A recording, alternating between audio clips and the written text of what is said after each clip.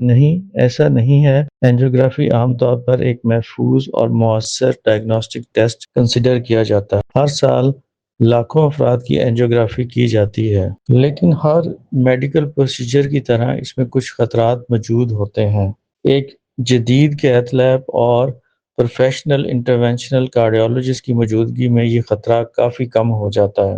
Over all اس کا complication rate 0.1% ہے، یعنی 1000 لوگوں میں سے ایک شخص کو کوئی کمپلیکیشن ہوتی ہے، اور اکثر افراد میں اینجیوگرافی نہ کروانے کا خطرہ اینجیوگرافی کرانے کے خطرے سے کہیں زیادہ ہوتا ہے، کیونکہ اس سے دل کی شریانوں میں موجود بیماری کا بروقت ڈائگنوسس ہوتا ہے اور مناسب علاج سے مستقبل میں ہارٹ اٹیک سے بچا جا سکتا ہے۔